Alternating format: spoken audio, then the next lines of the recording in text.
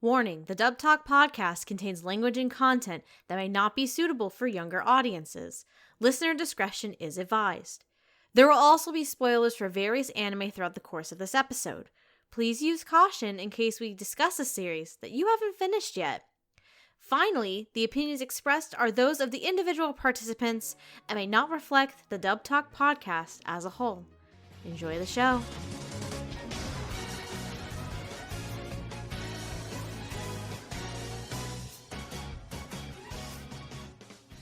Gentlemen, let me set the scene. You just got home from a romantic date with your significant other, and you were ending it by sitting bundled up by the fireplace. You had a beautiful night, and the chemistry has been out of this world. You give a longing gaze to them, and you realize you can't hold back your feelings anymore. You caress them ever so gently, and tell them you have never felt this way about anything before in your life. They understand as they slowly reach down and start undoing your pants. But wait, you think, I need some protection. So you reach over to the dresser and inside the top drawer. Yes, you found it. This will work perfectly. You slip it on and you continue your passionate embrace. After a few brief moments of release, you sigh happily as you take your tube sock off your right hand and place it into the laundry basket. That felt amazing. Hello, one and all, and welcome to Dub Talk, the podcast where a group of lovesick nerds get together to talk about the latest and greatest in English dubs. I can't believe that Lilac invoked the cum sock within 5 minutes. That was a spot-on description of Avenue Q's sex scenes, I gotta say. How much AO3 have you been reading? It's my masterpiece. I'm Stephanie, and I'm joined. She is artiste. I am an artiste. Oh, I wrote this last night, and I was so proud of it. I'm Stephanie, and I'm joined today by Megan, Gigi, and Noah. Wait, I want y'all to hear. You hear this? Listen. That is my glass of wine that I've got for this because I feel like we're going to need it tonight. Oh, yeah. We're gonna need a lot of it tonight, because guess what? Happy Valentine's Day, bitches! The Cage Crew is back! Happy Valentine's Day! It's good to have the whole group back together again. Yes! Woo, woo. Woo! I get to be the host for this year's Valentine's Day episode, and in pure Cage Crew fashion, because I could have gone the pure sweet route, but no. This is not what we're about here. In pure Cage Crew fashion, I dug deep into the trash pile and came out with I wrote this, but it's questionable now. When Stephanie crawled through that pile of anime filth for 7 miles, and then when she came out with her hands cleaner than they had been going in. Mm-hmm. Yep, came back with a, mid-2000s gem, and I wrote that, and that's now debatable. Today, we're going to be talking about the 2004 series from Studio Pierrot and director Suneo Kobayashi. Mm-hmm. Midori Days. All right, My Days with Midori. I used to drink that a lot in college. Oh, did you like it mixed with, what was it? Sour apple pucker and I'm sour thinking mix. That's a good kind, too. I was thinking of the other green drink, which is creme de menthe, which is... Dirty Girl Scouts were like a really easy drink to get drunk on. Completely different. It is, you're right. Why is there a fucking drink known as the Dirty Girl Scout? It There's tastes also like a Dirty Shirley. mint. That's like my actual drink of choice these days. I was gonna say, I mixed Midori and Mellow Yellow. Oh, that sounds good. There's That does sound good. quite a bit of filth I'm sorry, in this the show. guy who directed this directed good anime like 12 Kingdoms and Victoria, Emma. Emma, yeah, I was about to bring that up. I was like, he directed Emma. It's like, fuck. I think I was gonna say, man, how the mighty have fallen, but Emma came out there, but then I saw the 12 Kingdoms was above it, so yeah, how the mighty have fallen. Anyway, if this is the first time you've ever heard about this show, well, welcome to the I old would consider people. you lucky. Here's your quick summary. High school delinquent Seiji Sawamura is desperate to have a girlfriend, especially after being rejected by 20 girls as of late. He's afraid that he will end his life with his right hand as his only companion. Apparently that doesn't change when one day he wakes up and discovers that his right hand has become a girl named Midori Kasugano, who confesses that she has had a crush on him for the last 3 years. And hilarity ensues. Now, of course, I guess. Now, I'm glad that the show actually explains the mechanics of how she becomes attached to his right hand. He goes to a Zoltar fortune teller machine, and they get attached together, right? That was big. No, I'm sorry. You're right, I'm sorry. So they both go to a Chinese restaurant, crack open a fortune cookie that causes them to Freaky swap. Friday. Oh, sorry, you're right. That's various Freaky Fridays, but I'm going to invoke the one with Lindsay Lohan and actual Lee Curtis. Actual anime weeb god Jamie Lee Curtis. Well, yes. Well, shoot. Then how do they get attached? How does that magic happen? Because you touch yourself at night. Know. But we're gonna be making a lot of masturbation jokes, boys and girls. Just saying that now. Yeah. As per usual, we're going to be discussing the series from the beginning to its climax. Speaking of masturbation jokes, with the characters, the cast, and the overall thoughts on the English dub.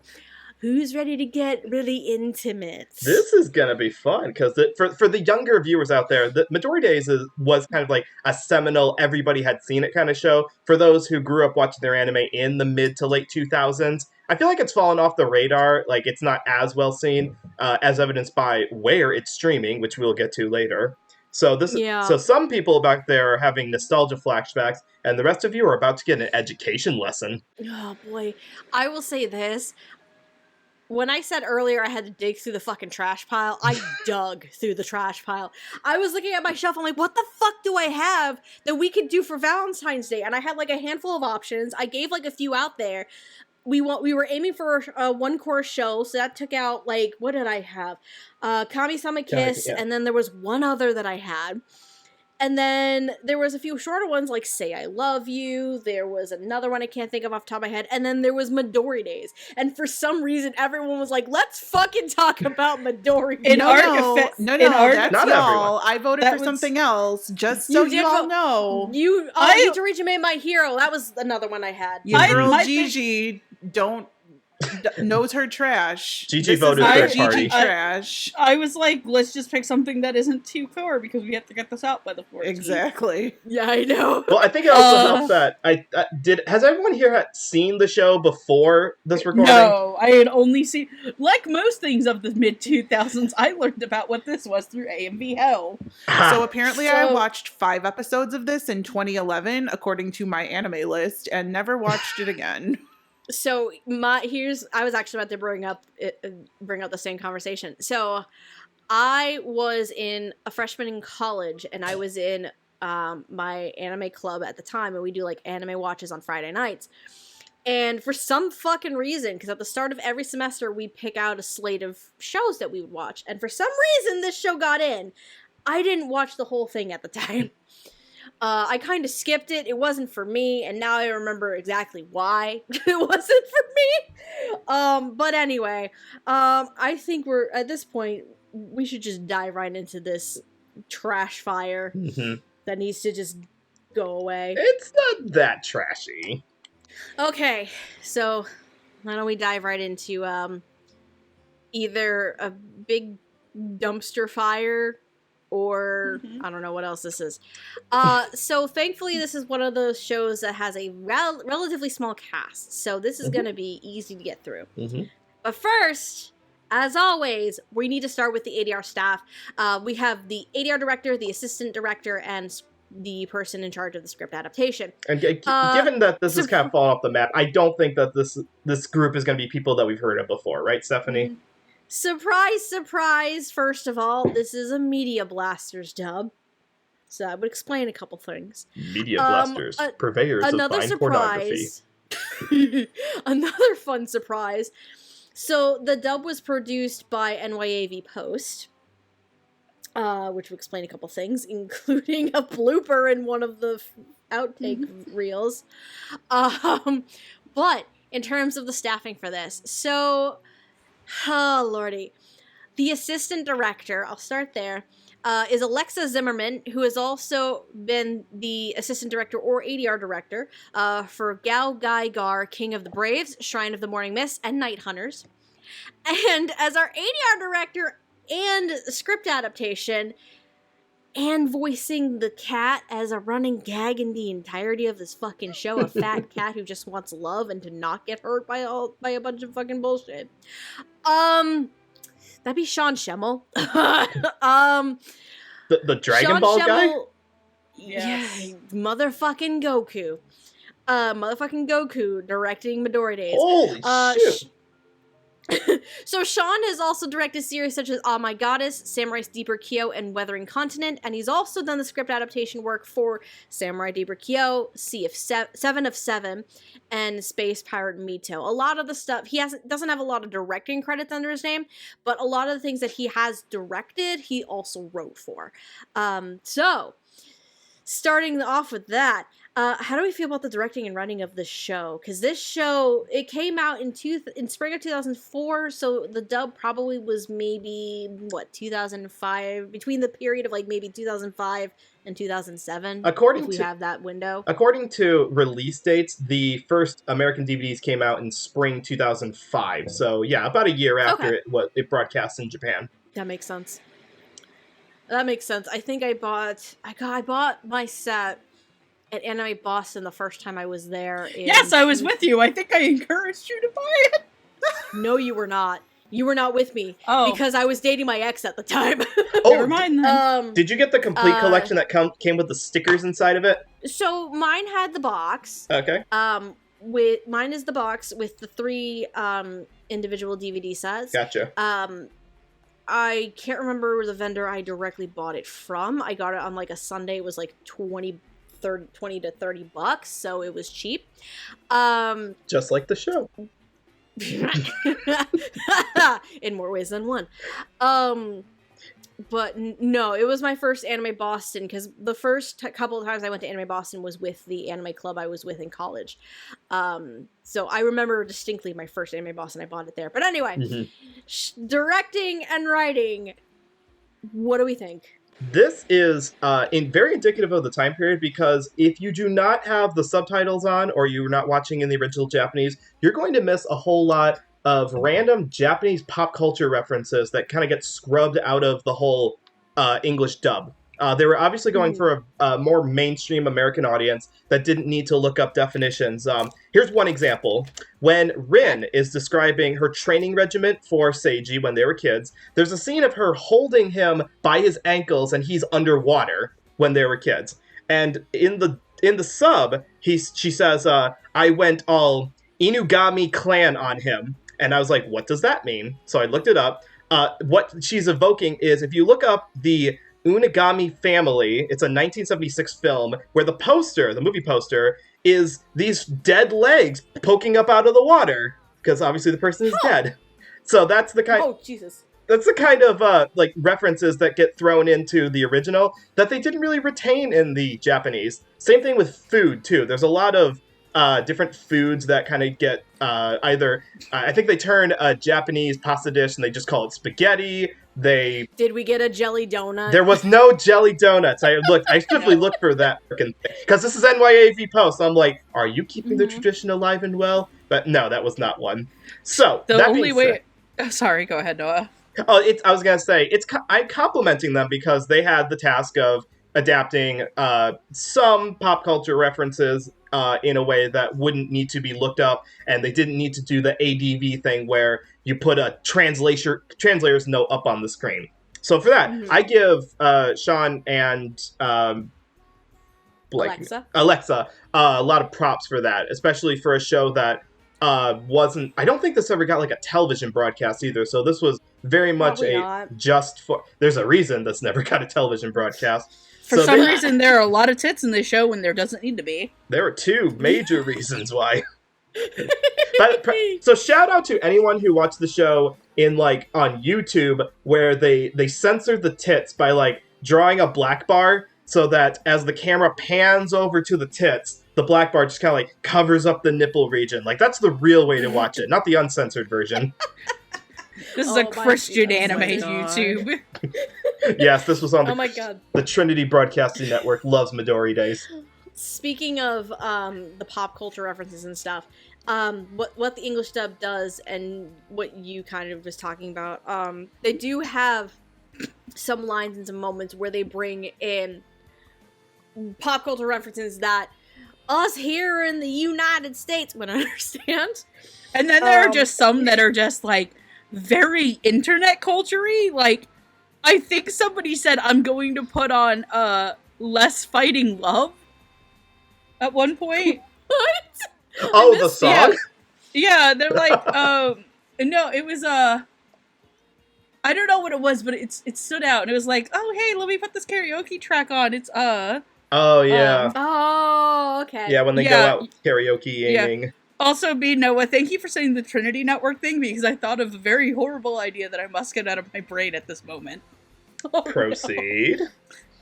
Okay, so you said how the Trinity Network loves Midori Days.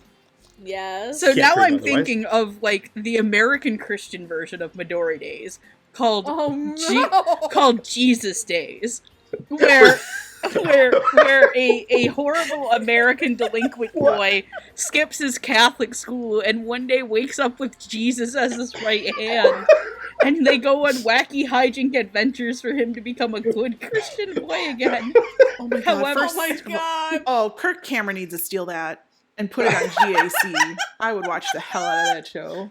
Jesus That's- Christ. He'd No, be making now- wine with one hand. Jesus Coon. Jesus Coon. Jesus Sean. Jesus The and ti- pals. The time that in the sand where there was only Midori- one set Jesus of handprints. Days, my only date with Jesus.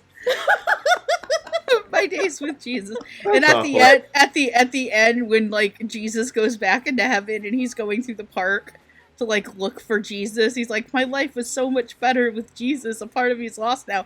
It leads him to like a Catholic church, and the Pope walks out and goes, he's inside, come this way. And that's where it ends. Oh my god. And the Would've been guy better than goes- this ending. And the Brilliant. guy goes on to become a priest. I love it. Give me 10 episodes. Anyway, the point I was making, because I wrote down a couple of fun random. Are you pop culture imagining things. hand Jesus giving the kid a blowjob? Megan? Megan. Gigi, is that why you're giggling? Not anymore. Megan, would you say that this idea of yours is better or worse than handshakers? I mean, Jesus was shaking hands, but not in the way you think. Jesus, take the wheel. I'm sorry. He doesn't know how to drive. I'm sorry. What were you trying to say, Steph? I wrote down a couple of pop culture lines that like folks in the U.S. would get. There's a Sailor Moon reference in the show. Yeah, boy. So that was good. There was also a Star Trek reference. Yeah, I caught that one. That's it, I'm killing the Trekkie. Yeah. Because fucking Kota's like talking about like understanding and just like non-violence and shit. Someone was called numbnuts early on. I only wrote a few. Well, this is in the This dub, one- right? Correct. There is one line that I, for some fucking reason, like, it's one of my favorites. It's in episode 12, and it's after Seiji loses Midori, and he's free, essentially. So him and, so he skips school, and him and his friend, Osamu, they go and buy a bunch of fucking porn. Now, as you do. You mad dog. Now he runs into a group of, like, a rival gang of sorts, essentially, from another school. And Seiji is just telling Osamu to just, like, run away. And Osamu's like, but I can stand and fight. Seiji's like, I'm not worried about you. It's that bag of ass I just bought. at the porn shop. Yeah. Like, I was like, what the fuck is happening? Yeah, they're not perfectly loyal to the script. To the That's okay. original. No, They anyway, don't need to that's be, fine, though. and they shouldn't be. I heard the word tits in episode 1, and I was like, oh, so this is how this dub is gonna go. And then they, like, said tits again, and I was like, okay, I'm laughing a little. And then they called somebody a douche, and I laughed some more, and I was like, wow, my South Park humor is still intact. Like, this is a thing that's happening. I don't even know. I was laughing at these dumbass things. However, there are two very bad cultural things that happen in here that you definitely could not put in a dub today. Ooh, can I guess cancel culture one? rear its ugly head. Yes, please do. Was one of them when the little girl character is trying on different outfits to seduce Seiji, and she does like a very bad stereotypical Chinese impression? Yes, Noah got it. All right. Okay. I'm taking a shot for that. Was it the dominatrix outfit? It's probably the very, very, very horrible stereotypical accents that they use. Very bad. There was another one. There was a Japanese one too towards the end, and I was just like, and another Chinese one. The shamans that came through.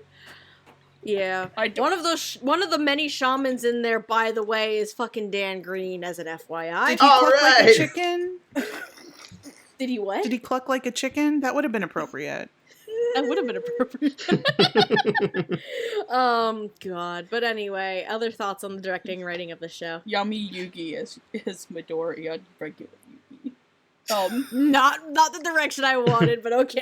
No, because I have not very nice things to say about this stuff, and I'm going to say them. I know. I mean, it's a mid-2000s trash pile. Here's the thing.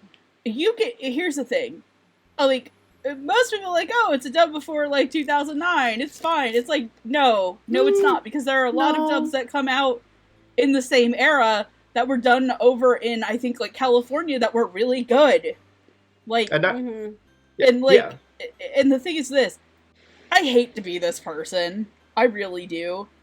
But I do not associate Media Blasters and quality very often. Hey, we got Aino Kusabi from Media Blasters. For that, I said often. Forever grateful. And they did produce Magic Knight Rayearth back in the pre-internet era. That was terrible. Anyway, if I could make my point, is that 95% of the time, the wheel of quality and not quality for Media Blasters ends on the not quality side. And the only thing I could tell based off of the mixing and a lot of the acting and directing, no offense to Sean, was that it felt cheap. I remember when Noah was messaging us before we started, he had actually asked, does anybody hear a buzzing in the back of the English audio? And I'm like... remember he mentioned that. Yeah, remember you asked us, I can pull up the receipts. I genuinely did not like a lot of the wall work in this. I didn't like a lot of the actor selecting for this. I obviously get that this is back in 04, so things like remote recording weren't available, and NYAV Post obviously implies the letters NY for New York. And New York is a limited talent pool in and of itself. Yeah. So, but even then, I feel like they could have potentially made this work, and I get they're not working with the strongest material. This show fucking sucks. Like, I do have nice words for this show. I think this show is terrible. And I've watched a lot of pretty terrible shit.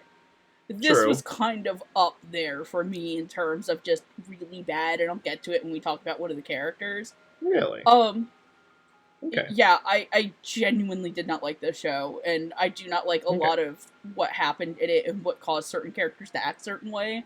Okay. Also, like, I also got turned off by a lot of things. Like, I don't want to see a fucking grade school girl get in a dominatrix outfit and whip some dude in the face and whip some dude around. Like, that's really creepy when I'm like a 31-year-old woman.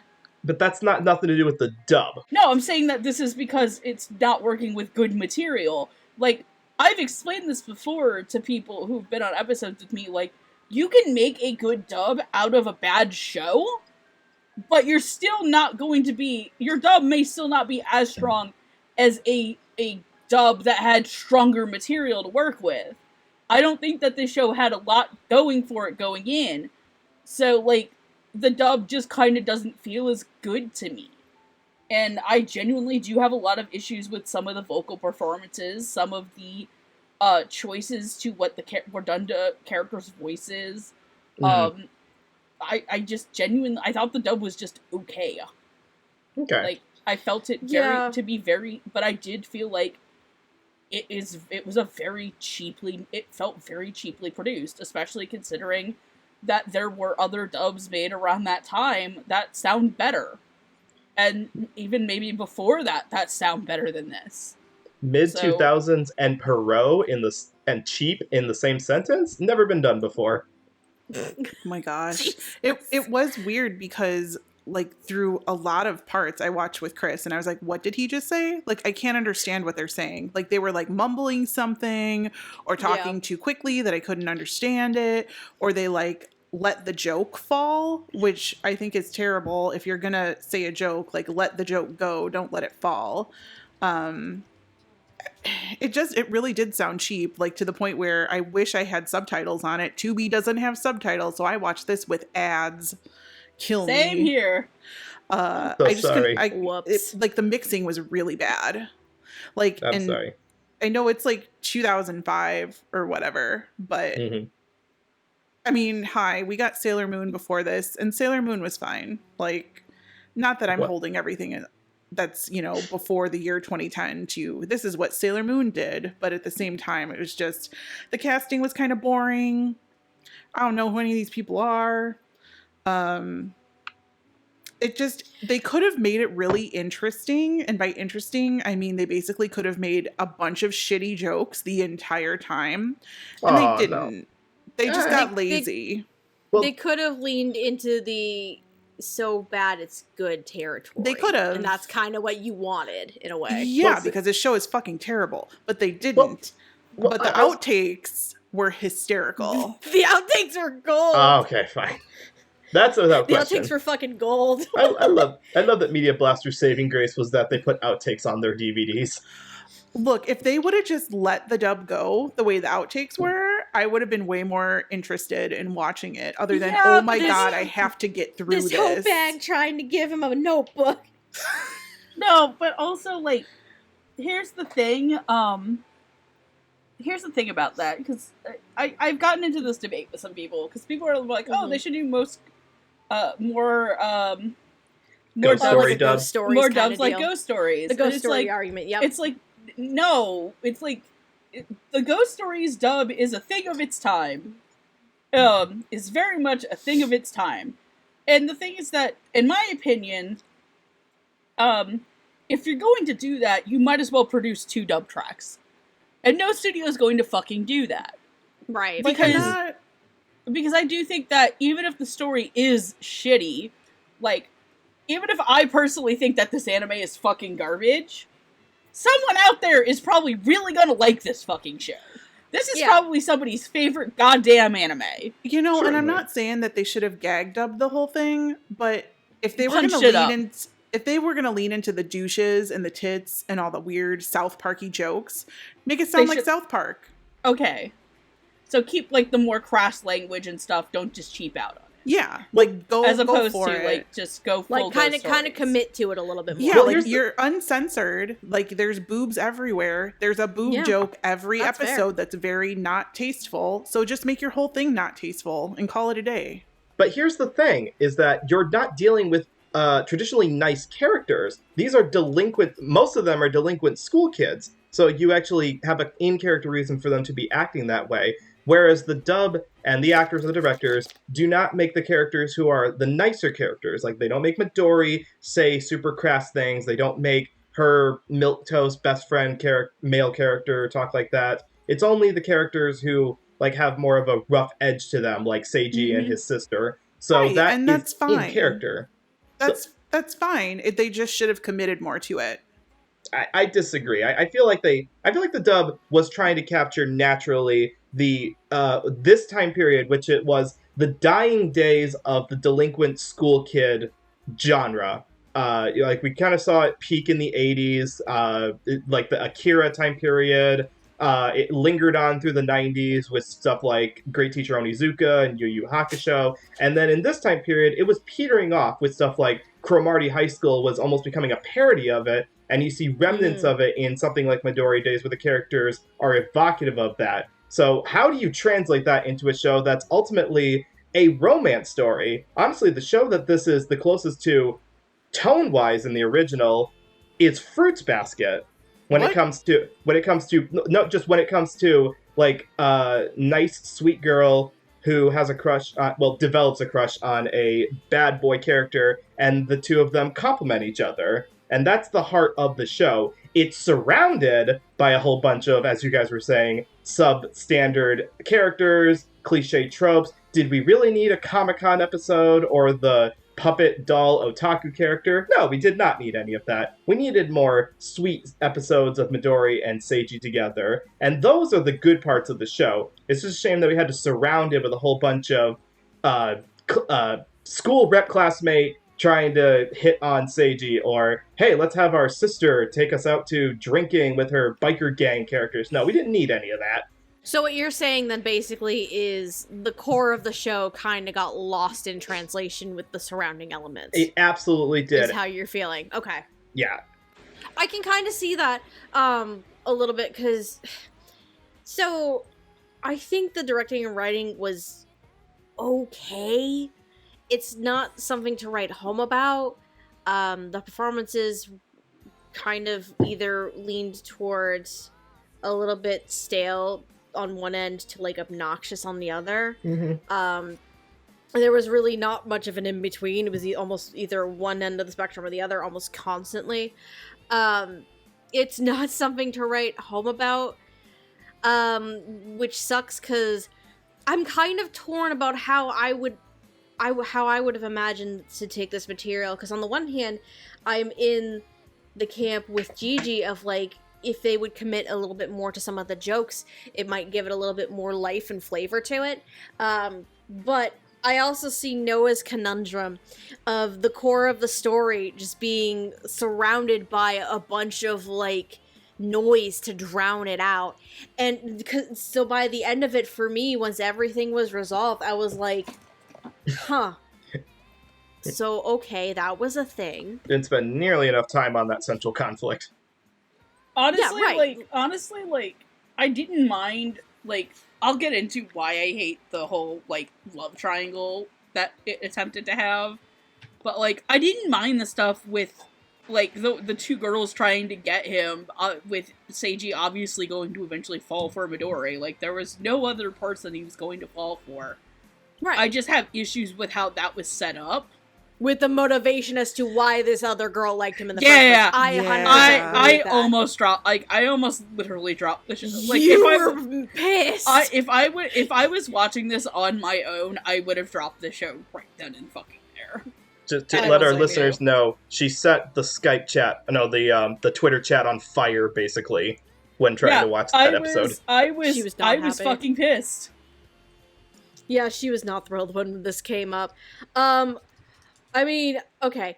Are there any other thoughts in terms of the directing and writing? It feels like it feels like consensus-wise, it's a mix of a little bit underwhelming, a little stale, a product of its time kind of thing. That's the vibe I'm kind of getting. Does that sound about right? It is. The last thing I'd like to note is that looking at the credits, something I didn't realize is that the show itself was actually produced by Bandai Visual, but the show was not released by Bandai US, and they were releasing stuff in this time period when the show was available. So I have to assume that if it wasn't for the crass visual stuff, like the tits, which, I mean, they're natural people, but still, it doesn't belong in a show like this, then it probably would have been released by Bandai themselves, but they opted it off to Media Blasters instead. Who knows what the reasoning is.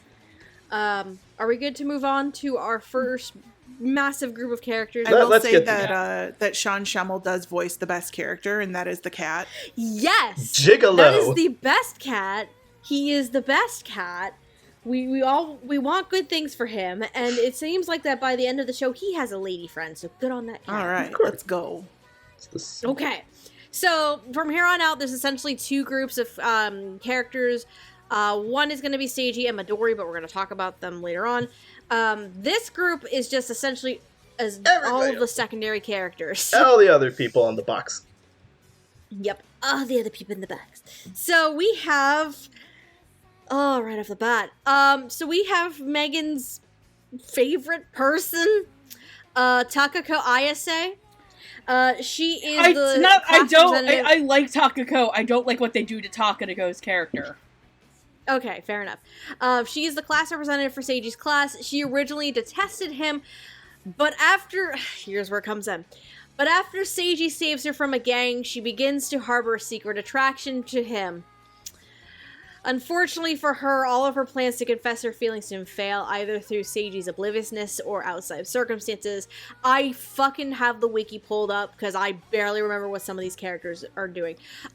So, long story short, the reason why Takako likes him is, this gang was about to, potentially do bad things to her. Mm-hmm. It's not implied at all. Well, I mean, they're dragging her off, and no one does anything. None of the class does anything. No, it's worse than fucking that. It's not only does nobody help her, it's that a bunch of people then say she fucking deserves it. That's the other part. Yeah, that I think that's the part that really sent Megan into orbit, and not in a good way. Mm-hmm. Anyway, So yeah, Takako. Then we have Rin Sawamura. He is Seiji's violent older sister. She, sorry. I hope she is very much a she, as we see in episode 3.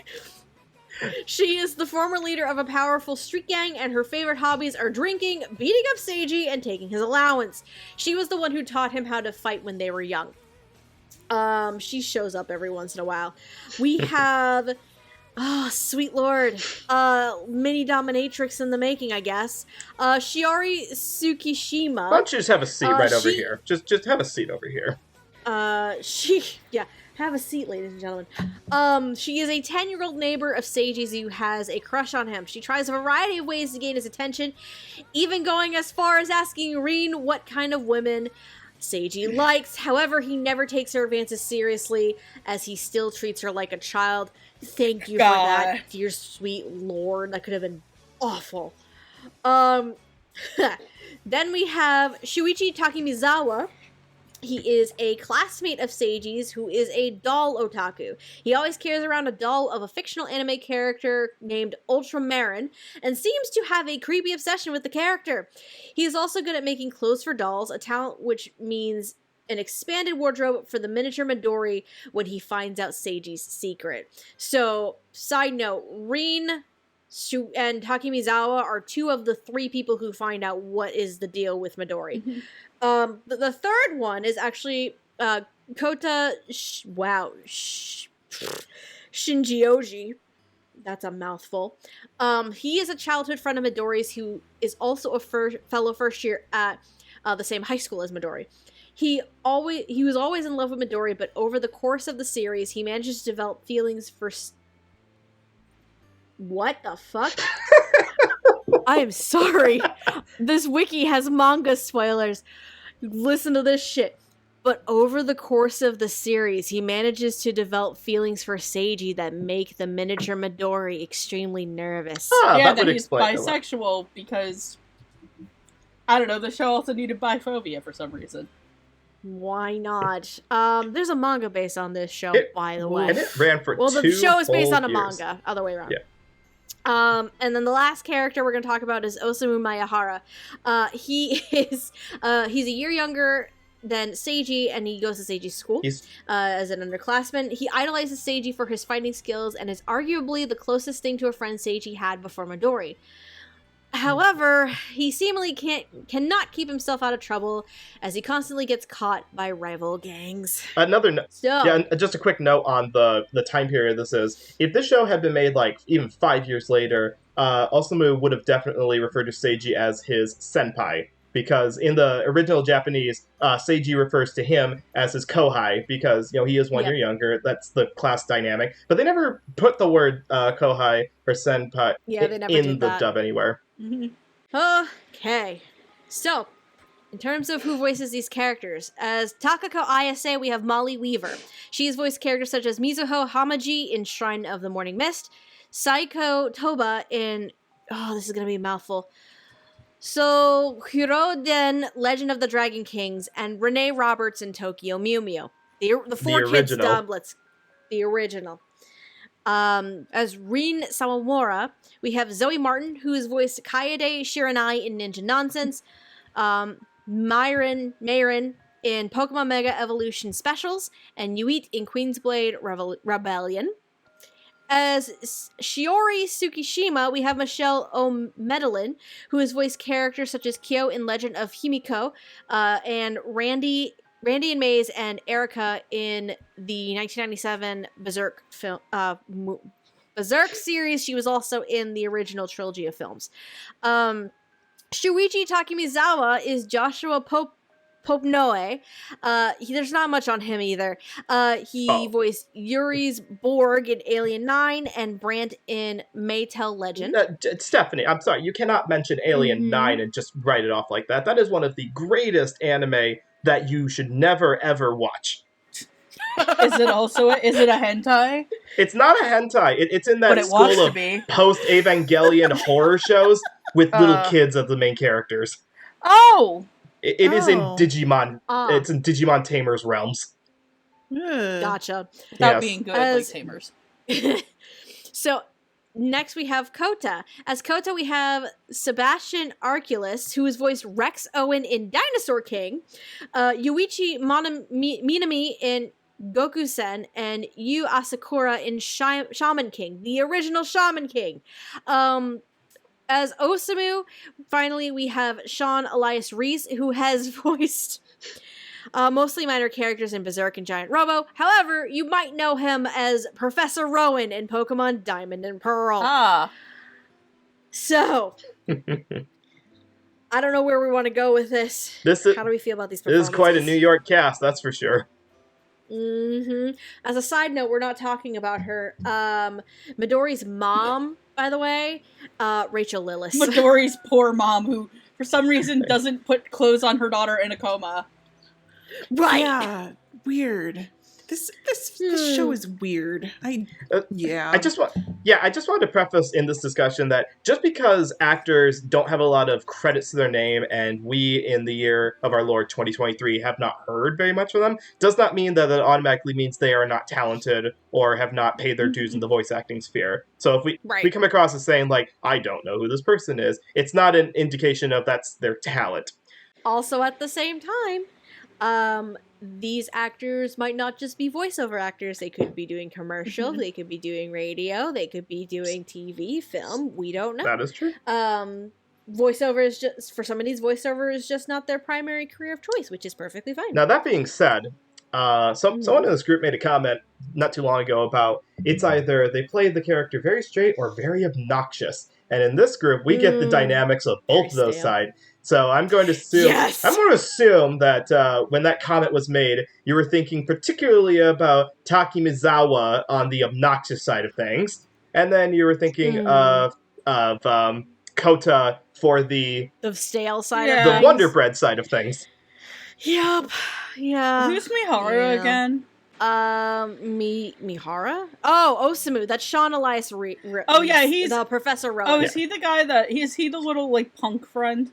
Yes. No. He's the punk friend of Seiji's who sometimes gets his ass kidnapped like half the fucking time and gets his ass handed to him by other guys. Finally, the teenage version of Mokuba. Yeah, kind of.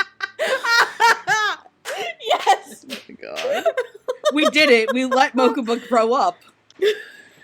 He has what looks to be a slick back mullet happening too. So why did I think that he was played by Cameron Clark?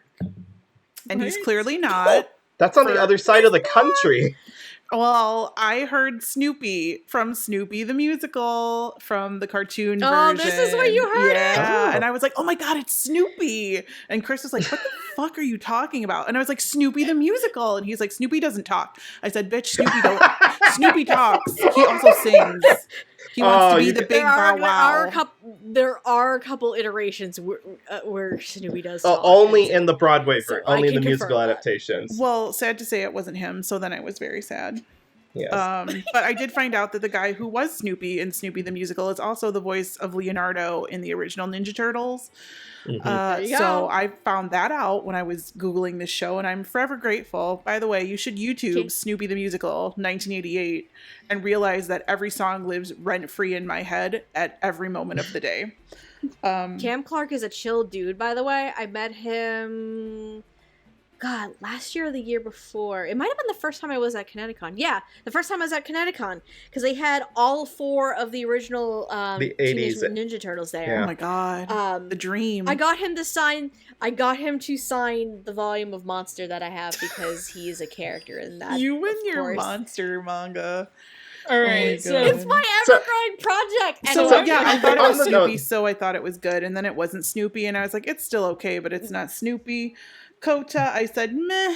Yeah, meh. The defense that I think anyone can lean on for the choices for how to direct these characters in English is that if you switch over to the Japanese audio, many of them sound very similar to their Japanese counterparts. Honestly, Takemizawa sounds just as obnoxious in the original Japanese. The only character in this group who sounds different in English than Japanese is honestly Rin. Rin's Japanese is a much raspier, growlier, like more slurred speaking voice. I'm not because sure she's literally 95% alcohol at this point. Well, no, it's not that.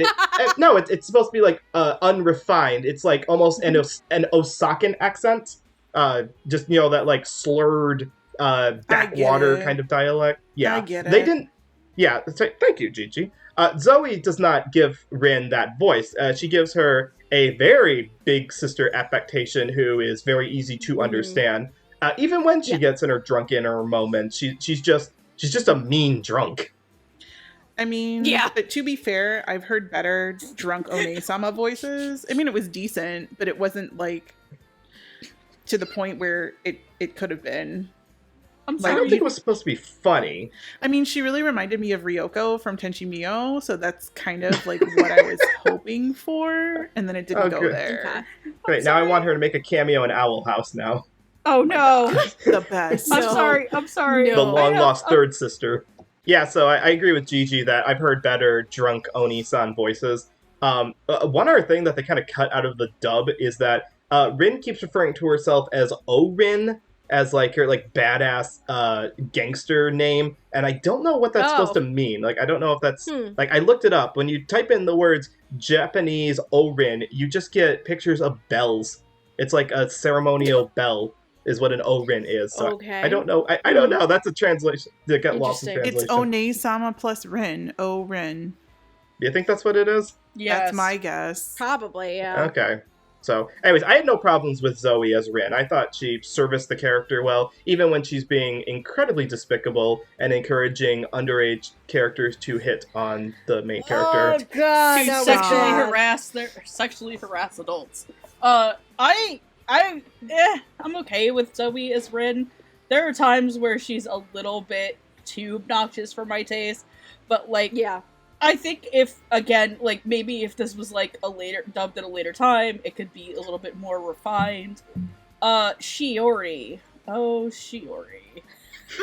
So, what are you doing here, exactly? Shiori, why? She is also...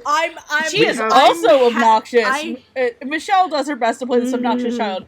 But I, for the life of me, do not understand why this show had the fucking nerve to interplay a genuinely good attempt at a serious episode in which this poor girl is dealing with coming to terms of having a stepmom. Right. Interplayed with her sexually harassing Seiji. And like, why? You didn't need that. And when Zoe got to do that stuff, she was fine. When she was doing the other half, it was like, You mean Michelle, not Zoe. I'm sorry, Michelle was doing that stuff. It was fine. It was pretty good. It was pretty convincing. Yeah. And then you're, like, watching the rest of it, and you're just thinking, I'm going to jail! They call her jailbait at some point. Yes! And it's... Yeah, they did. Which is also really fucking creepy. Yeah. No, like... The highlight for Michelle's performance for me is all of the stuff in that episode with the stepmom stuff. Also, why did she get slapped for having completely valid fucking feelings? This show, this mom apparently came from the Utena school of how to deal with people. Slap. Fuck. I still need to watch Utena. Takemizawa. I actually didn't have that much of a problem with Josh.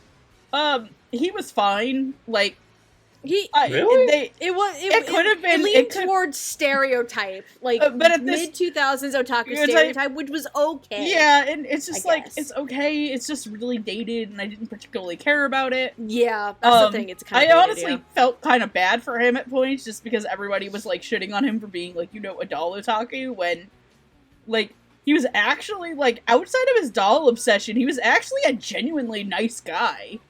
Yeah, like he stopped Midori from getting peeped on in her dream. Yes! Yeah. I liked that. Like, cause and he was like genuinely actually kind of athletic. He's just a weirdo, and I hate that the show like made him out to be a joke. But he was fine. Poor Sebastian as Kota. Oh no. First of all, I want to know why they stripped this kid down into his underwear and I could see a bulge in his undies. Oh my god. Equal opportunity fan service. My god, you have not hit puberty. You don't sound like that. Why do you have a bulge down there? What is wrong with you? I thought he was fine. I thought he was okay. It was honestly hard to hear him. It felt like he was whispering every fucking line that he had. Yes, it was very, very quiet, and because of that, I felt like it was very, like, hushed and maybe sometimes monotone, which is where the stale vibes come from for me. I don't really have a lot to say about Sean, because other than he was probably my favorite out of this group of people, because he was super obnoxious, he at least was kind of funny and pathetic in a way. But man, let's talk about Molly Weaver as Takako, who I think Takako gets the worst fucking arc of this show. Not because I am against there being a love triangle in this show, no, but because of how it's set the fuck up. I think Molly is fine. I wish I liked her better when she was more soft-spoken and doing kind of the internal, like, her life as a love story bit. But when she was screaming... The shoujo manga bits were kind of amusing. Yeah, but when she was, like, screaming her lungs out, I was just out of it. But I kind of hate the fact that she only has a crush on Seiji. Not because she genuinely started seeing him doing better, but no, he saved her from almost getting gang raped. And well, it wasn't just that. It was also that she saw that he did not fight a group when he could have taken them on, and that he only threw himself down so that the gang did not cause trouble for the other students of the school. Yeah, but they also, attempted to gang rape her. They did. I don't disagree with that. I'm just saying that... And also, the whole scene where it's like, wow, she deserves it because she's such a bitch. Like, I genuinely don't like that being part of the setup. I feel like you could have done that. Like, you could have left the, like, implied thing out of it, and maybe it would have worked better. I genuinely just wish that this girl got, like, better than she got in the show. Yeah, she deserves. I feel like there could have been with that specifically, I feel like there could have been a better line choice than, like, she kind of deserves it, that kind of deal. I feel like if that was a better, like, decision of a line choice there, it would completely kind of flip things around. Because those kids were scared, so if you played up the scared kids not wanting to get involved, you know what I mean? Yeah. A little bit more than just saying, like, oh, she fucking deserves it, that kind of deal. Like, it would be a completely different feel, you know what I mean? To be fair, in the original Japanese, there's a mix of lines from the crowd as she's getting dragged away. One of them is she deserves it for getting involved, she should have just stayed away. But another one is, should somebody call the teacher? And someone in response said, well, no, what happens is someone says, I'm sure someone has already done that. There's a philosophy, there's this phenomenon in crime where if something's happening that's bad in public, everyone assumes that someone else has called the authorities or done something about it. I know, so but no one does anything. Call this out because it's still dumb. No. 100%. That's valid. 100%. I feel like if they changed some of the lines in the English dub to lean away from that, you would have a completely different feel and context for it. And I feel like that, at least it would have lightened it up a little better than just being like, oh, she deserved it. You know what I mean? And that's indicative of the whole, the core heart of the story is the Midori Seiji pairing getting really dark with things like potential gang rape and pedophilia and showing guys' underwear. Those are the things that are padded onto the show and really don't work. They clash. Also the weird scene where he tries to put Midori back in her body and her little tiny body rubs against her naked boob for some reason. Take old biddies. Mom, why didn't we put her in pajamas at least? Jesus Christ. Should I go get Jen? Because Jen's a nurse. I'm gonna go ask her. Hey, if someone goes in a coma, do they strip them naked? I'm gonna go ask her that. I'm gonna see what she says. No, they shouldn't. I've watched enough Grey's Anatomy to know that is not the case. I said that to my doctor who's giving me surgery on Friday. I said, I know how this works. I've watched Grey's Anatomy. Anyways. No, but I 100% agree that with Megan that the motivation or the setup as to why Takako fell in love with Seiji, not the greatest of circumstances. Again, I feel like if there was a little bit of a slight line change in some of the background, it might at least ease it up a tiny bit. But I thought Molly was okay. Like, a lot of these characters to me were okay, and again, they either leaned on stale piece of white bread or overly obnoxious. Some of the overly obnoxious performances were more because of stereotypes and tropes.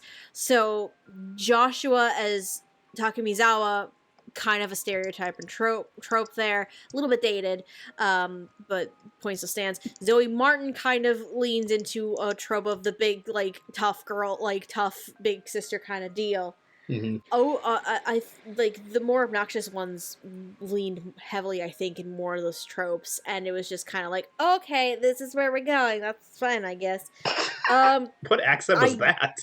Oh, fucking okay, I guess. I don't know. It wasn't that bad. It wasn't. I'm not saying it was bad. I'm not saying it was bad. I was like, it's okay, I guess. I mean, the most normal sounding person of the bunch, at least given the circumstances, would either be, to me, Molly Weaver as Takako, or Sean Elias Reese as Osamu.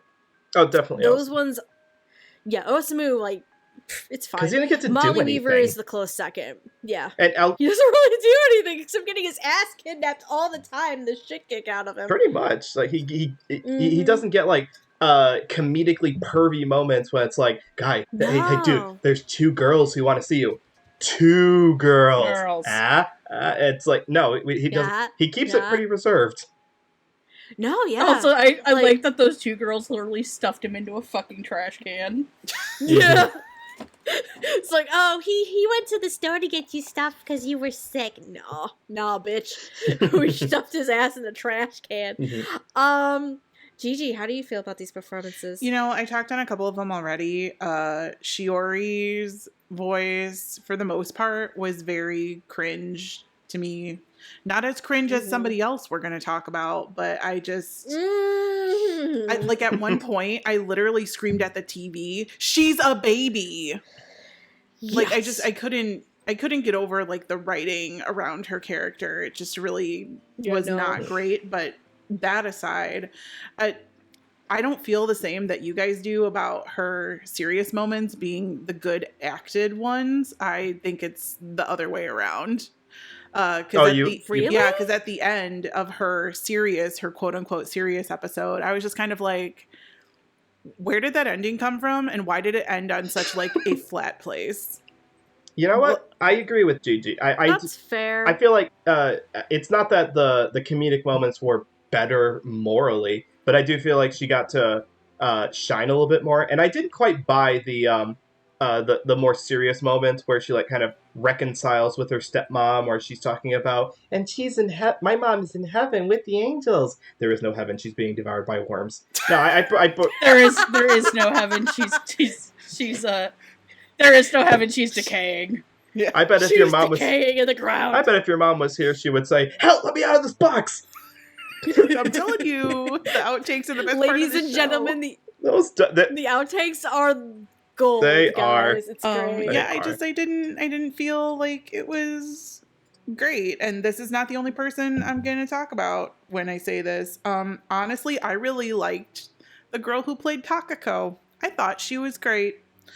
She, like, her tsundere was a little too dere for me, but other than that, I think especially during the little shoujo manga parts, like, she actually had some emotion in her voice, and those sent me into orbit, man. They were great. I was happy with, like, a lot of, like, I felt like she had genuine emotion for everything that was going on with her, and that's a very conflicted and very difficult character to play for all that she goes through. It reminded me of Yui in Fushigi Yugi, who, oh my god, fucking Really? poor Yui. It reminded me of the main girl in Boys Over Flowers, both similar situations. And, you know, you have to have emotion when you're portraying everything that these characters are going through. And I thought she did a pretty good job. I think Takako's performance was actually my favorite other than the cat. So I will agree. She's up there for me, honestly. It was good. Agree.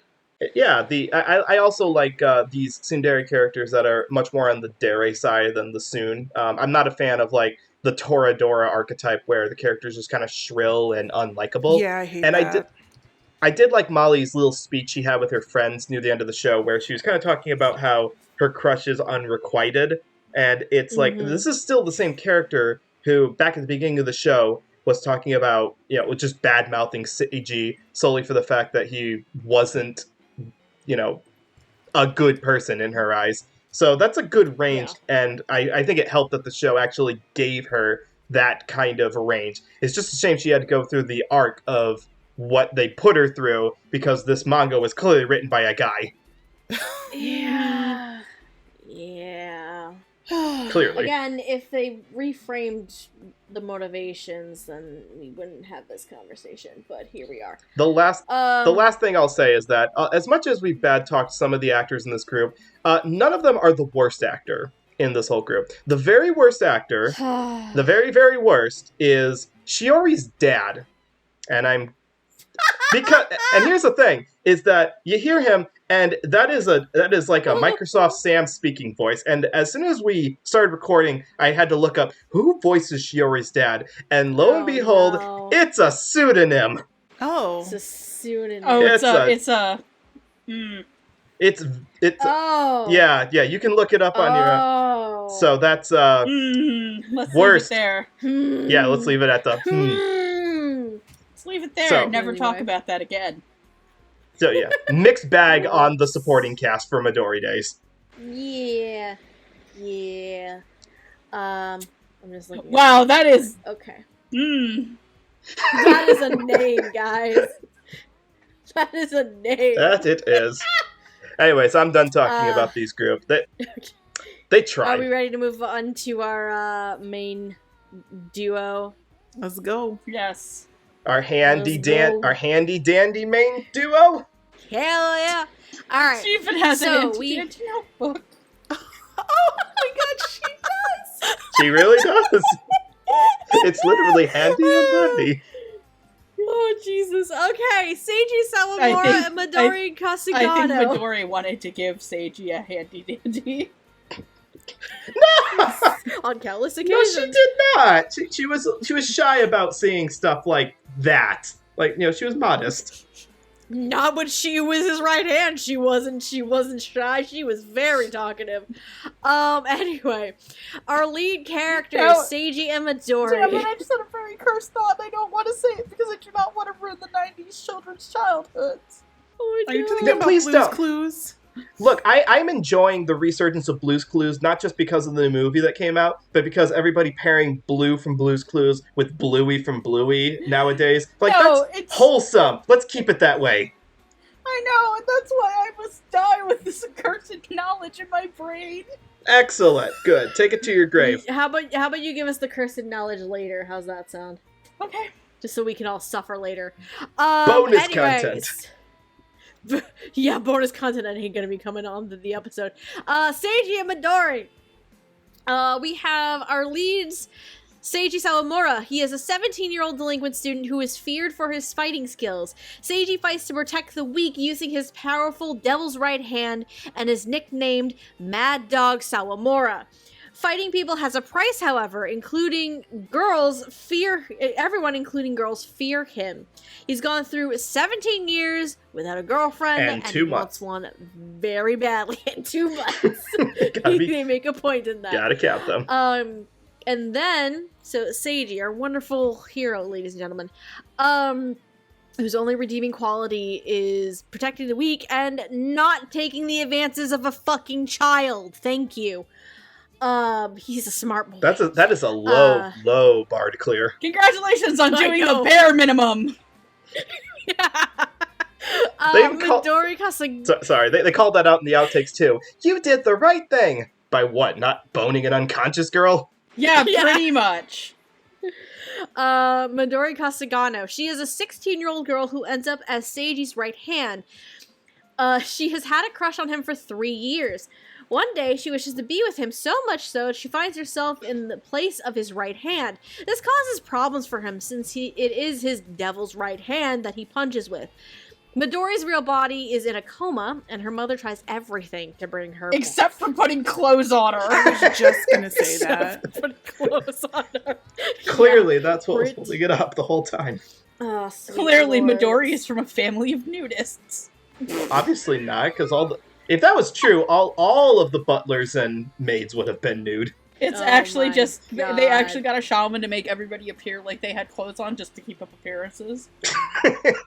Jesus Christ. Anyway, voicing our two leads. As Seiji Sawamura, we have Drew Aaron, who has voiced characters such as Keiichi Morisato in Oh My Goddess, Iori Miyamoto, and Soshi Okita in Shura no Toki Age of Chaos. Otherwise than that, he's had some minor roles. Midori is voiced by Heather Fernandez. She has voiced characters such as Zoe Drake in Dinosaur King, Kiki Benjamin in the original Tokyo Mew dub from 4Kids, and Makiko in Let's Go Tomogachi. So, where the fuck do we start? My ears hurt. Oh god, she was pudding. What? Oh, that's what they changed.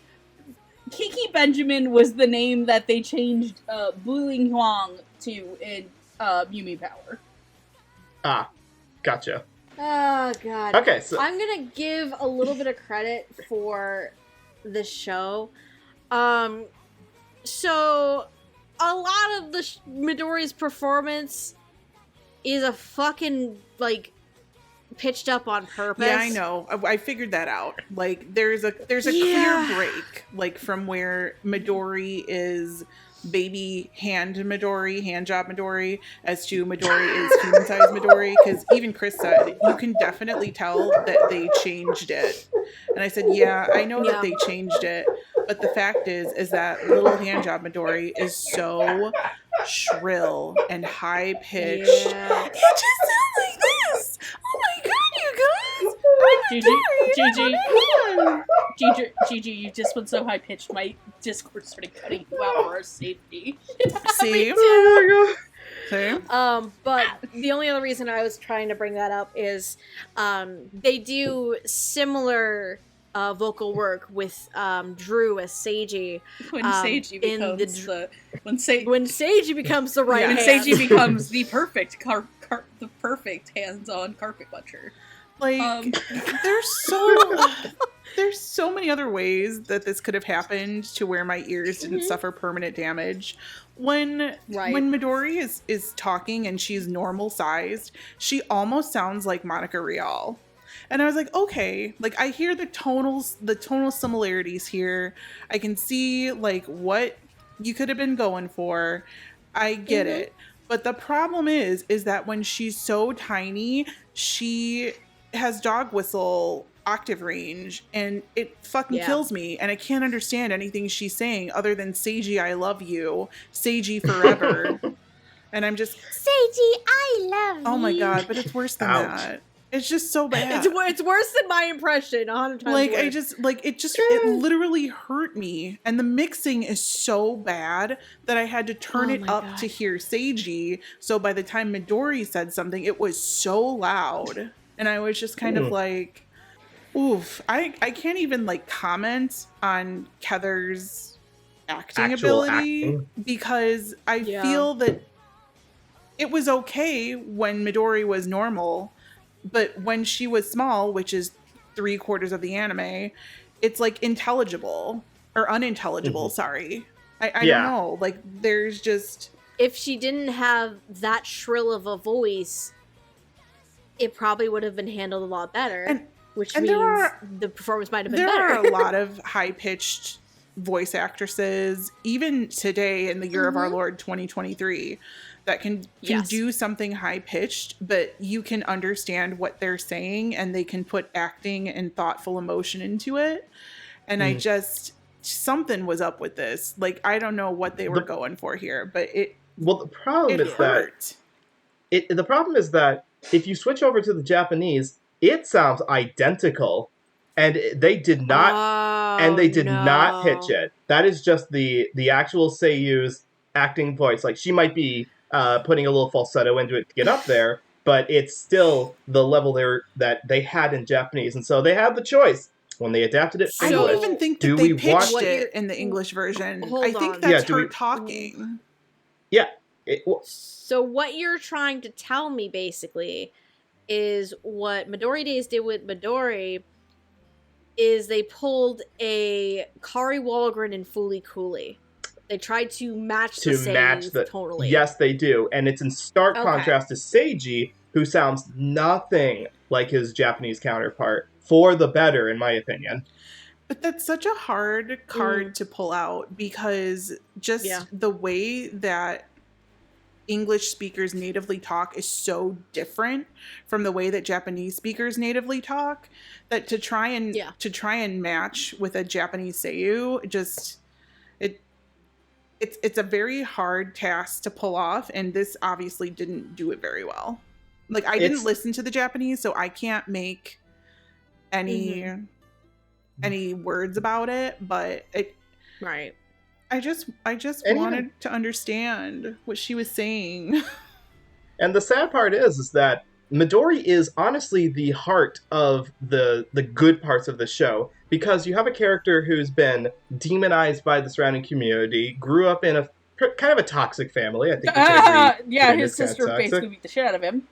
Yeah, and even though Midori, by contrast, grew up in this like cold, loveless, rich household that didn't really let her be her own individual, now getting to be free from those shackles, she gets to, not only does she get to find out more about who she is, but her affection for Seiji kind of warms his frozen heart and makes the whole show a lot more wholesome than the surrounding elements that we just complained about for 90 minutes would have you believe. Mm-hmm. So again, it goes back to what you said earlier of the core is there. It's just unfortunately drowned out by all of this like obnoxious, meaningless bullshit. Like, I think I could have understood if they had directed Keither Fernandez to sound more like Laura Bailey, like Toru from Fruits Basket, because that's a character who has kind of a higher pitched voice, but it's not so high that it grates some of the audience. Like, Keither didn't grate my ears listening to this, but I can understand where you guys are coming from, because it's unusual. There are very few other English dub performances that sound exactly like Midori. No, you know what, though? It's not that unusual. Like, around this time period, there were a lot of very high-pitched English vocal performances that sounded Because probably around this time, because dubbing anime was really starting to like take off a bit more here. So some productions probably leaned more towards the Fooly Cooley, Kari Walgren voice matching route. Probably to some success, and in this case, not so much. It doesn't help that this is right, time period-wise, this is right before the Moe boom happened, and before American productions had figured out how to adapt that style into an English voice acting, that we're used to nowadays. We didn't really have a template for that just yet, so you could call Keither Fernandez kind of a trailblazer in getting over that learning curve that we needed to. It's like Midori walked so that KyoAni could run, basically. I'm also not super, pleased as punch about Keither as Midori. I do think that the high-pitched stuff does sometimes get on the nerve, but I overall didn't feel like it was by and far the worst part of the show. I would actually like to say I like Drew Andrew as Seiji. I think that he actually does a really good job given the material that he's working with. I think that he does put his heart into it. And while it isn't, I would say, perfect, it's easily my favorite performance of the show. There are times where he is genuinely very funny, but I think it's when he's at Seiji at his lowest was when he was the best. Midori, I don't really have much to add to Midori other than I thought it was just kind of okay. I think it could definitely get on people's nerves. And that I think even other performances at the time were much better than this surrounding it. Yeah. I also will agree that I actually did like Drew Aaron as Seiji. He kind of was weirdly enough, he's kind of one of the better performances because he was able to not 100% balance the different points of Seiji's character, but I think he managed to tackle them fairly well. You can tell the difference between, like, when Seiji is being genuine towards people versus his tough guy persona versus him being angry about shit. You can tell those differences, and I think given what this show is and given the material that he was given, I think Drew Aaron actually did fairly well in that regard. Yeah, and it helps that the acting pool decided we're not going to cast the stereotypical gangster Japanese schoolboy that was in the original. They decided, okay, what would be the closest equivalent?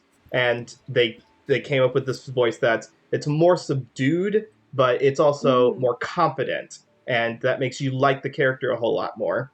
I was going to say, it's a shame that a lot of these actors we really haven't seen in a lot of anime or really most of our voice acting. Like, I would be totally fine if Drew Aaron had gone on to be, like, more common in anime as, like, a lead male in the mid-2000s. Hey, Gigi. Yes, Megan. Do you want to know who plays the lead, who wants to play Seiji in the Japanese version of Midori Days? Do I? You do.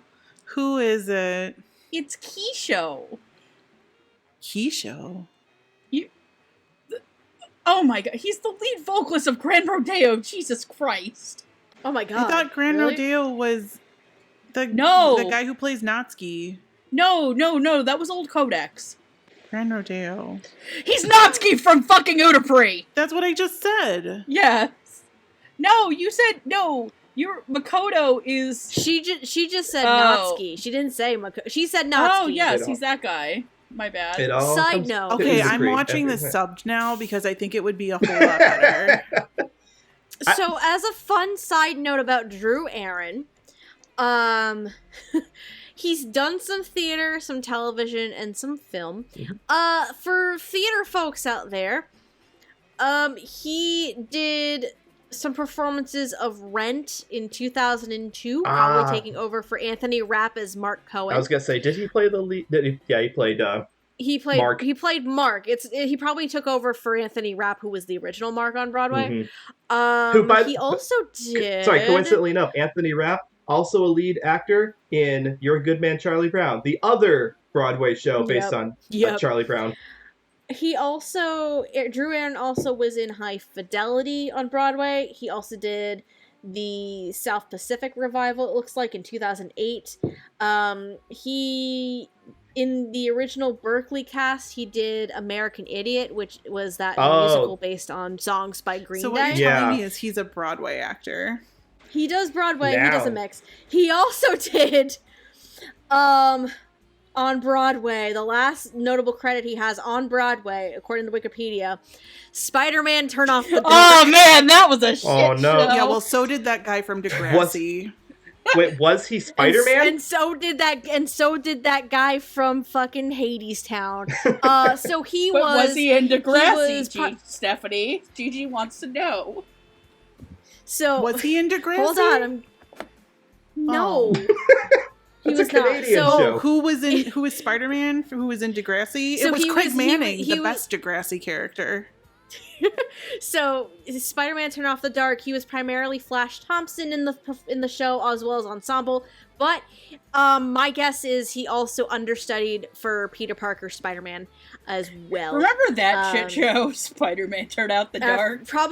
He probably understudied for Reeve Carvey. Reeve Carvey He originated Spider-Man in the musical, I believe, and That's cool. Also Orpheus, the original Orpheus for Hadestown. No right way. now in Broadway. So, he's really good. So what he's really good as Orpheus. Okay, so what we're saying is we missed out on the universe where he became, a staple of the voice acting sphere, but that's okay because he went on to be a really prominent Broadway performer. Well, the last time he was on any show was in 2011, 2012. He did, in terms of TV, New Amsterdam, NCIS, and Taken Away, films. I mean, so did everyone. I could be on fucking NCIS if I wanted to. I know. That and Law and Order. Everyone for films, in New he York's did Across the Universe in 2007. Oh, the movie based on the Beatles songs? Correct. He also had a couple his own studio albums, things like that. But anyway, I figure Can we talk about how horrible the ending of this show is, where Midori, as a human, proclaims to good old Seiji, "I love you," and he just is like, "Uh-huh," and then she's like, "Do you mean?" And he just goes, "Yeah." And that's the end. There's no kiss, there's no "I love you," there's nothing, and that gives her the old Han Solo. Boy. There's never a kiss in an anime romance. Oh boy! That's I'm looking over the up. top, I'm looking up Keither Fernandez. Anyway, right now. Well, let's bitch about the ending for a little bit. Okay, so the ending had to end the way it did. There was no other way it was going to end. He gave her the old Han Solo. He did not have to say, "Yeah." Yeah, he did pull "I love you." I know. No. Yeah, of course. He's just the best. No, that's what he did. Yeah. Like even his was like, it felt like the end of like an edgy 90s teen movie where like he's like the cigarette drops and like the Matchbox 20 song plays. Okay, it would have helped if there was some grass eating banana ice cream, and I'm just kind of like, I'm over it. Well, it's evocative of the opening, the same shot. But I skip the opening almost every time. How can you skip the opening? Because it's 1:30 that I don't have to watch on Tubi. Okay, that's fair. But it's a banger song. No, it's not. And it oh my god. I think it is. I like that song. I mean, like, I thought Drew was pretty good at Seiji. I thought he had really good comedic timing. But his and his serious stuff I didn't feel was that great until the very end. Yeah. Yeah. I'm sorry. I'm distracted by looking at fucking Steph Keither Fernandez. Do you want me to bring you on track? Do you want me to bring you back to this world? Girl, virtually look at me. Girl, look away from you. Look away I from say look this. away from the Wikipedia. Eyes on me. Virtual eyes on me. Girl. Okay. Girl. I'm going to bring I need to bring this up. I really do. You got 5 seconds. So you get one digression. No, I don't. One Degrassi. So fuck you. I'm the host. One Degrassi. Anyway. Did you just call me a One Degrassi? So okay. Two Degrassi. Keither Fernandez has actually done quite a bit of film and TV, but she has also done a decent amount of voice roles, not just in anime, but also cartoons. Have y'all heard of a show called Bird Girl? No. Oh, you mean the Harvey Birdman Attorney at Law spinoff? Bird Girl, yeah. She's Jillian. Is that the lead girl in that? That means nothing to me. No. Yeah. Jillian is the assistant. That means absolutely. I just heard Andrew in the other room. Really? Oh, Bird Girl. That was that show on PBS, right? No. That was Wishbone. No. She's also she's also done additional voices for Tuca and Birdie. Let's see, Robot Chicken. But you're missing American Dad. You're missing the most important Nickelodeon show that she was a lead voice in. Yeah. Hey, it's Kappa Mikey. Fuck off! No, she wasn't Kappa fuck Mikey. Yourself. Don't you bring Kappa Mikey into this household. I don't even know what that is. She wasn't Kappa Mikey. She did the 4 Kids dub for Winx Club as well. Look, any show that gets the Beat Crusaders do their theme song cannot be all bad. She's done quite a bit of voiceover work, actually, not just in...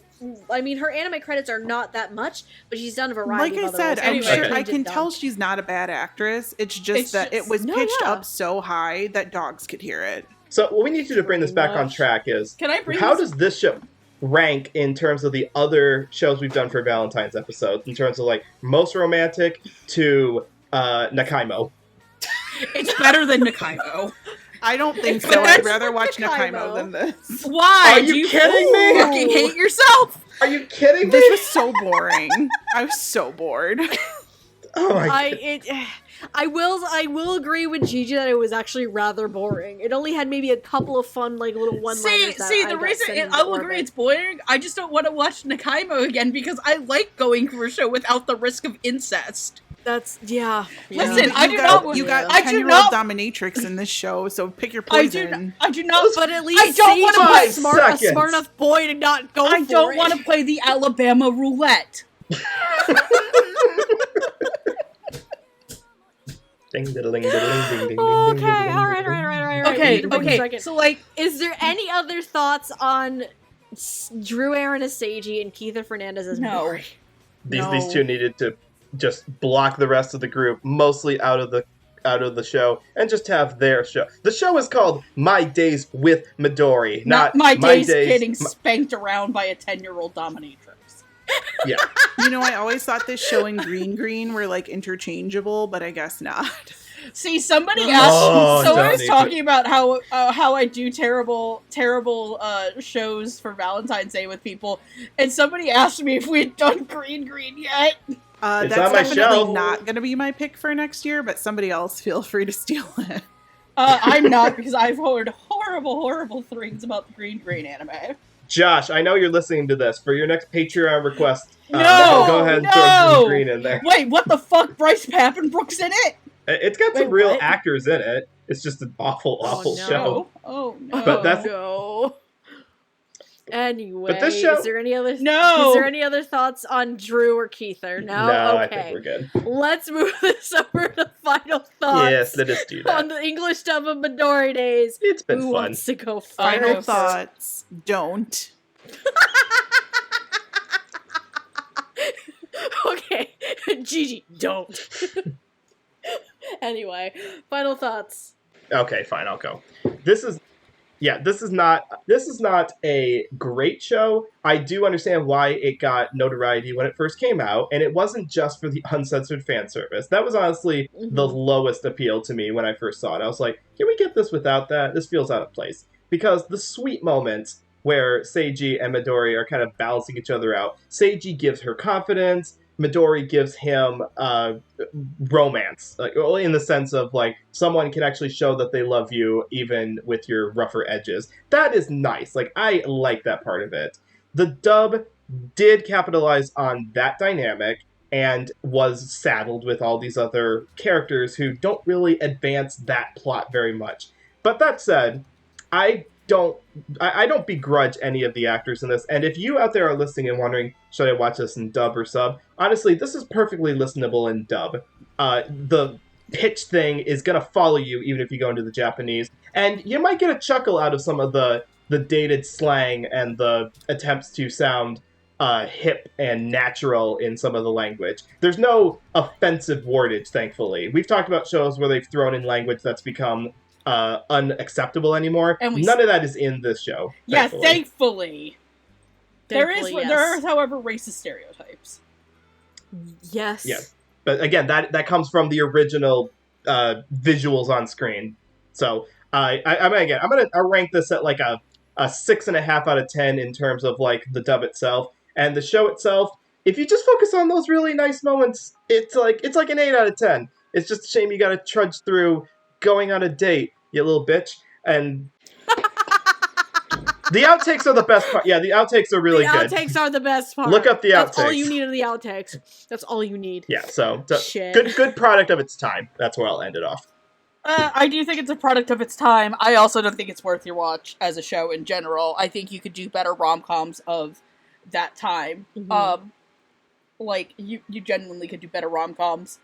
The dub is a product of its time. I personally think it's not very good. I think it feels very cheap and very dated. But I'm not going to begrudge the actors who went onto it. I just didn't like this dub, and I'm allowed to not like things. So I would honestly give this a pass. You could do so much better on your Valentine's Day. Like getting an actual hand job. There it is. Gigi, do you have any other thoughts, or just don't? Don't, pretty much.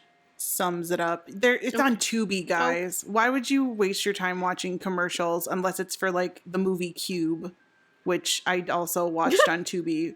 But if you watch the last Cube movie, it has the voice of original Sailor Moon in it as an actress, and I think you should watch that on Tubi. You'd have a better time. Okay, there we go. As for my final thoughts, I completely forgot about this show, and I've owned this DVD set for over a fucking decade. So the show itself, in general, Midori Days is a product of its time, both in terms of the show itself as well as the dub. There is some potential there, I will say that, but it kind of, like Noah was saying, kind of gets drowned out by a lot of the noise that happens with it. The dub is okay. It's not something to write home about. There are some decent performances, and some of the better performances, weirdly enough, are some of the stereotypes, character tropes, being like Rin and Takemizawa. But you're probably gonna spend your time better watching something else. Really, you are. But if you are into, like, if you're into the weird comedic moments and the obnoxious noise and things like that, by all means, have at it. Enjoy yourself. It's not my kind of thing. With that being said, if you are interested in watching the English dub of Midori Days or Midori Days in general, there's only one way you can fucking watch it, and we've alluded to it a few times. It is streaming on Tubi. That's it. It is completely out of print in terms of physical releases. It is not on Crunchyroll. It is not even on Retro Crush. Tubi is the only place you'll be able to find this show. Unless you are stupid lucky and manage to find one of the DVD sets. I'm looking it up right like now. I did. Yeah, I'm looking like, how expensive are these DVDs? Yeah, I'm gonna look this up too, because I don't own this either. You can buy a digital copy for $36 on Amazon. I'm sure. I can't imagine that used copies are going for very much on like eBay or anything like that. I doubt it. But yeah, the only place if you want to stream it really is Tubi. Yeah, that's true. Oh my god, if you buy the box, it's called the handheld collection. I saw someone's got it up for like $17 and like $30. Yeah, so not the worst. Yeah, not the worst $17 you could spend. Do I spend $17 on this? Do I spend $17 on this show? Do I spend $17 on this, or do I put more money into Final Fantasy 14? Or do I go get ice cream? I like the ice cream. I could roll for Twisted Wonderland with $17. There you go. I could pay my MRI bill. There you go. Anyway, if you are interested in anything that we here at Dub Talk do, you can catch us every couple of weeks. We've moved to a bi-weekly schedule. We're all busy. We're all horrible busy adults. We're busy, horrible adults. We moved to a bi-weekly schedule now in terms of releases. I don't think that has been announced yet. But if not, then here you go. If you want to check out anything that we do on Dub Talk on the regular, you can do so on YouTube at Dub Talk Podcast, as well as various audio platforms, those being Spotify, Apple Podcasts, and Podbean. If you're interested in if you want to follow us on social medias or any other fun random things we do, we are available. Why did I say that? You can follow us on Twitter. It's Valentine's we also Day. have, I guess, we're available. Take us to dinner, man. No, we also have an Instagram and a Tumblr that we are hoping to try and get back off the ground. Especially because at the time, hopefully, of this release, the Viewers' Choice W Award nominations will be out. Voting will be available. Please go vote for your favorites for this year. Yes. Other fun things that Dub Talk does, we also do some gaming streams on Twitch on the semi-regular. And if you miss any of the streams that we take part in, we also have a YouTube channel, Dub Talk Gaming, where all of our Twitch VODs tend to live. In terms of anything else that these wonderful folks here have done, plug yourselves, starting with Megan. Yes, I must say starting with Megan. Hi, I'm Megan. You follow me at Queen Era 2, where I ship posts on the regular and talk about Final Fantasy and retweet probably a lot of Final Fantasy 14 art. Next. You can follow me on Twitter at NoahClue, because all this discussions about animation stuff needs to go somewhere. And I have a YouTube channel, which is, you type in NoahClue, you will be able to find it. I'm in the process of scripting stuff out. If I have the time to do it, I haven't slept in 48 hours because my full-time job keeps me very busy, but if You need to go to sleep, I bro. can't! My job doesn't pay me to sleep. Have you really been up for 48 hours? I slept 1 hour at 2 a.m., and since then, yes, I've been going nonstop. But it's okay, because God gave me a ton of energy.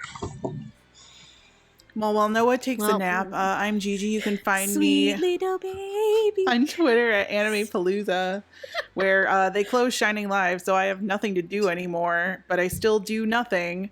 I also have a YouTube channel. Please go watch some old videos so I can get a payout. Thanks. Yep. As for me, my name is Stephanie. I am also sometimes known as Lilac. You can follow me on Twitter at Lilac Anime Review, with review being spelled REVUE. I do have a blog, lifeandtimesotaku.wordpress.com, that is pretty much dead. But in terms of Twitch stuff, I have kind of started going back into streaming on Twitch, on the Dub Talk podcast Twitch. At the time of this recording, you can catch me on Tuesdays, playing the Higurashi light novel with Amon. And then right now Andrew and I on Sundays have been playing Batman the Telltale series.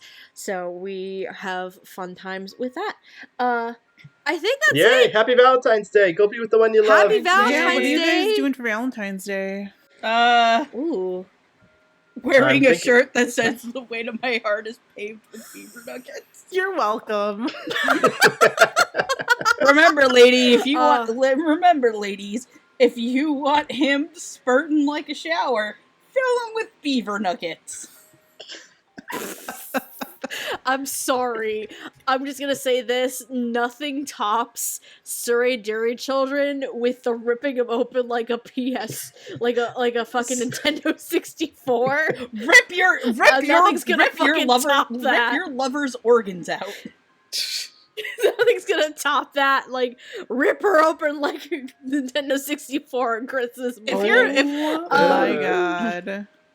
You need to watch Surrey Dairy Children episode just for that context. It's fucking great. It's okay. I'm going to go watch Winnie the Pooh, Blood and Honey for Valentine's Day. I think that's very appropriate. That is very actually appropriate. be working. Yeah, me too. I'm actually going to be out of town. And for all the men out there, make sure to snuggle your significant other, because snuggling without the expectation of sex is also a really great way to show that you care. But you can also pump her full of baby batter too. Good night! Jesus Christ! Good night, Back to the everybody. cage with all of you. Thanks for watching. Oh my god, we did a whole guess episode with no cage jokes. Wow. Oh my god, that is a We'll have to record now. step it up for Anyway. next year. It's Discotheque Day and we all want to go watch this Twitch stream. And we missed the entire stream. God damn it. That's Yeah. what- Night! Thank you, everybody. Have a good night. Happy Valentine's Love your faces. Day. And otaku on, my friends. Good night.